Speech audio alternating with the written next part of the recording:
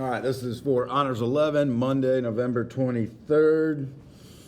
So just a little review of what you did last week. We finished up with sonnets. Hopefully you got that quiz to me. Hopefully it was pretty easy.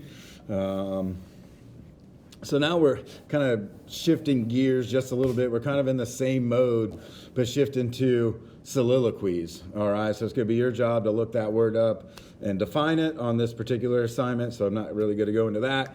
But, you know, like I said, these soliloquies are very similar to sonnets in that they use very kind of formal, poetic language. Sometimes it can be hard to kind of decipher what they really are saying, especially if you were to read it all the way through and, like, you know, in one take. It's kind of hard to pick out the various things that Shakespeare is trying to point out. So what you're going to do is just read through it, and kind of very similar to what we did with the quatrains, is just break things down. Okay, so I'll upload this document. It's actually for Monday and Tuesday's assignments. All right, and again, pretty easy. It shouldn't be more than about 10-15 minutes worth of work.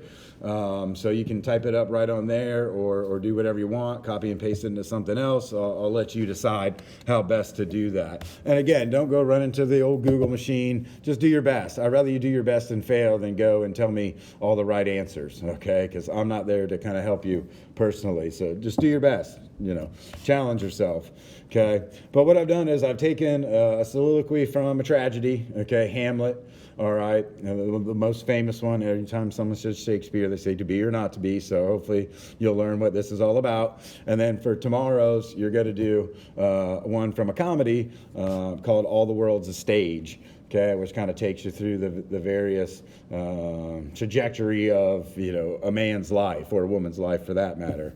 Okay, so our focus, our job the next 2 days is just to kind of simplify the language, kind of putting it in our own words, or, you know, seeing you know, the various examples that Shakespeare gives when he's trying to make a point, to understand the major point, and then hopefully adding all those up to see the bigger picture.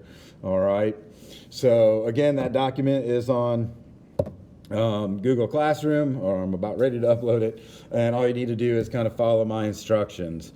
Okay, so just a little side note, the first one, I don't know how it's got a copy from Word to Google Classroom, but after you get done breaking down to be or not to be, there's 3 very, very short clips that technology has okayed, where we have 3 different actors in 3 different versions doing this soliloquy. So I just want you to watch those briefly and tell me which one you think did the best job of kind of conveying Shakespeare's message.